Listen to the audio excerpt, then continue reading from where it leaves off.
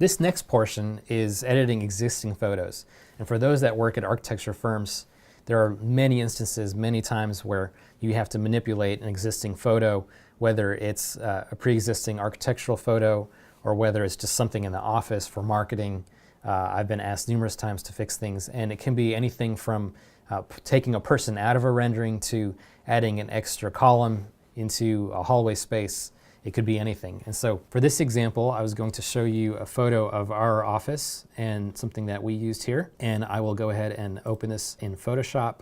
And it's perfectly fine rendering, but at one point we used this as a marketing piece. Someone had a loaf of bread sitting on the table, and they thought, well, let's see if we can remove the loaf of bread in the photo. And so it didn't distract from the photo itself. And so I'm going to show you just some very simple tools that we can use to manipulate a lot of these photos. And so the first thing we're going to do is see, what can we do to get rid of this. And I'm going to turn this into a regular layer. And first I'm going to do a polygon lasso. And I'm going to do that to retain part of the image. I'm only going to select this portion here and create a new layer. That way, if I mess up, I can always go back to the original. Let's select this. I'm going to copy it, and I'm going to paste it. And here we go. Now we have this portion of bread. And there are a couple of ways you could do this. In some cases, you could take a portion of furniture that is existing and you could paint it on top. So for example, we do have an existing table here. We could use that and place it here. The only problem with doing that is because it's less pixel information, we would be stretching it. And so that's not something that I recommend.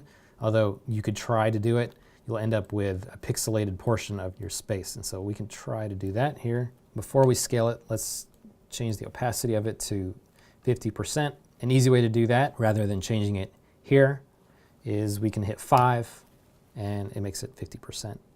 So you hit 5 on your number pad, it will do that. So let's see here. So now we can do this and take this portion of this table, and we're basically, there we go.